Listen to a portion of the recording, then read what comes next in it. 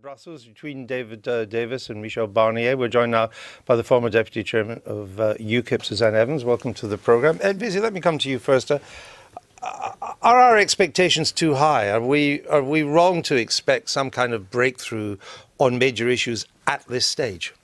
Yes, I think our expectations are far too high, and I think that's the real problem I've had with the whole kind of approach to Brexit. You know, the country's voted to leave the European Union, and we're going to leave the European Union, but then suddenly, the interpretation of what that means seems to be held by a sort of particular small cabal of people who say it's all got to happen by March 2019, there can't be any transition, and anything with an E in it, anything with Europe in it, cannot possibly have a jurisdictional role. You take the ECJ, it's going to be a tribunal, an independent tribunal that will adjudicate on matters of law where we have a continuing relationship with the European Union, which we will have both if we want to trade and also if we want to give European citizens rights and we want British citizens to have rights in Europe. It can be tailored, it can have British judges on it. But what worries me is this ECJ red line. People seem to confuse it with the European Court of Human Rights, which always gets in the papers because it's making rulings on dangerous prisoners. It's got nothing to do with the European Union. No, the ECJ will simply be a tribunal. Suzanne Evans, then we'll hear from David Lammy.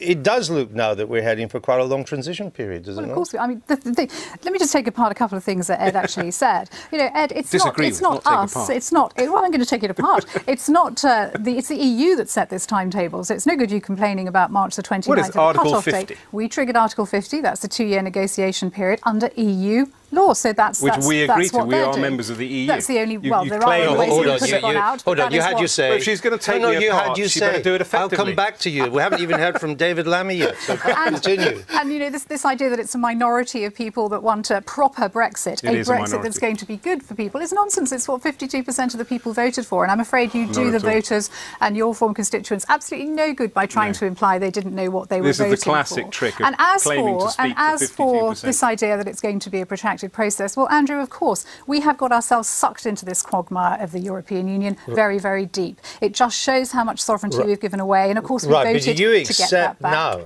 that there will, in addition to the 2-year period, which is now underway under Article 50, that on a number of these issues there will now have to be a potentially prolonged transitional period? No, I think this is my worry. I think, you know, there is a deadline and we have to meet that deadline, because what we don't want is for this to go on and on and on forever. That's not in the country's best interest. You know, the sooner we can break free of the European Union, the sooner we can make our own trade deals, the sooner we can control our borders, the sooner we can be absolutely certain that we're living under British law. Okay. And that has got to be in the best interest of David the country. Lammy, do you think we're in for a prolonged transition deal, no matter what is agreed under the Article 50 process?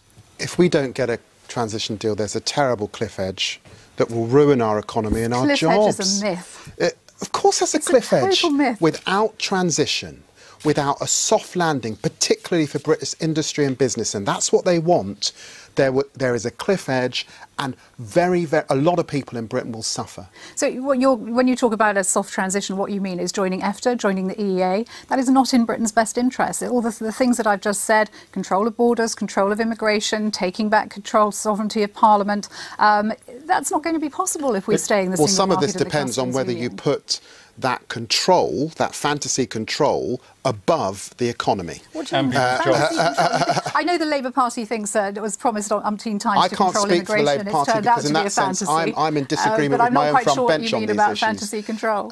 But what I'm saying is it's a very peculiar thing to put immigration above economy, and without transition, we're going to crash the economy. There's no either or. Ed Visy, people like Suzanne Evans and people in your own party are suspicious of a long transition period because they think people like you will then use that transition period to be effectively endless. Exactly. And that we don't leave. Exactly. And Suzanne's confirmed it. It's a completely ideological approach to Brexit. It's completely balmy. It takes no account of people's lives, their jobs, British businesses.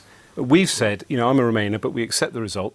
that there should be a transition period, and we could be part of the EEA, and sensible Brexiteers are now coming to that view, that we need a transition period. But you've got the Suzannes of this world who take an entirely ideological approach and don't give a monkey's about people's jobs. Just shows your extraordinary arrogance. You're continuing to try. Why is it arrogant to want to protect people's jobs? Why is it arrogant to want to protect British Again, you've businesses? had your say. Go on. You will now, and look, it's two of you against one, so I'd like to show some respect and fairness here. Oh, yeah.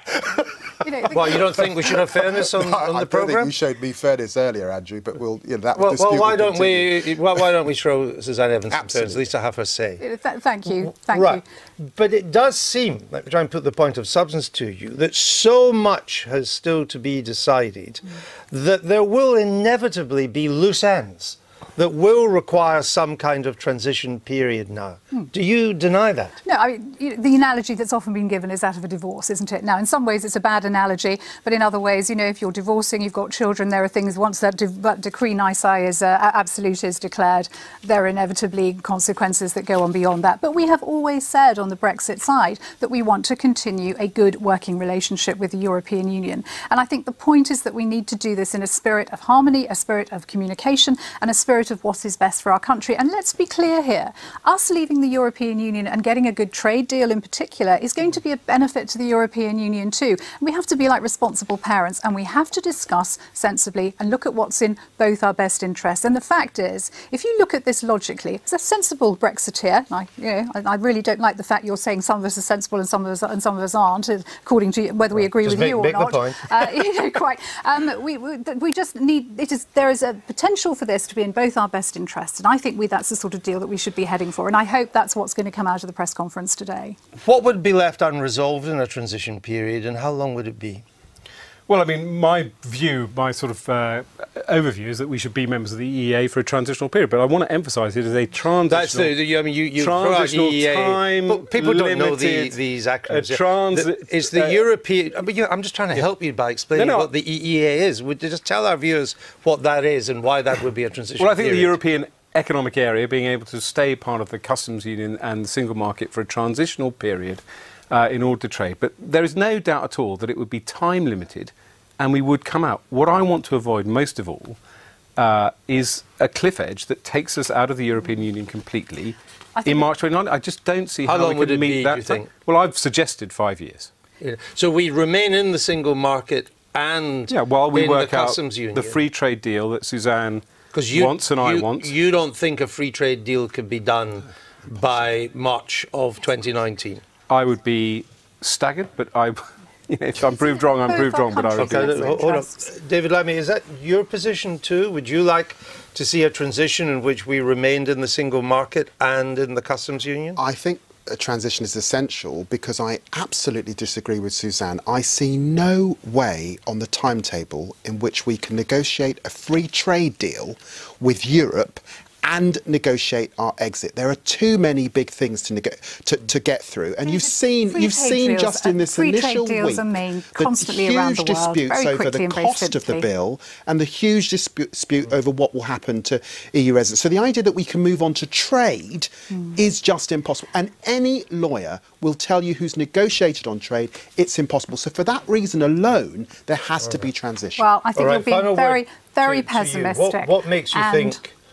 I mean, of course, we're in unique circumstances. Most free trade deals are negotiated from scratch to open things up. This would be, in a sense, a free trade deal which inevitably would be less free than the current arrangement. Does that change things in your view? I think we've already seen what the benefits to both us and to the European Union are of a free trade deal, because that's effectively what we have at the moment. It shouldn't be too difficult beyond the responsible adults to be able to negotiate something very similar. And I think with respect to you, both of you, just start to be a bit more positive. I think there's a part of you that thinks that perhaps you want Britain to fail on this. No, that's rubbish. We must succeed. I know I'm not allowed to interrupt or whatever, but that really is incredibly offensive. No, I think the idea that we want Britain to fail is ludicrous. We want to secure British jobs. Can we agree on that? I'm extremely positive, and I'm putting forward a positive solution to Brexit that will save British jobs and businesses. It has been put forward and it's been debated, and no doubt will be debated again. You didn't frankly have the balls to put country before party.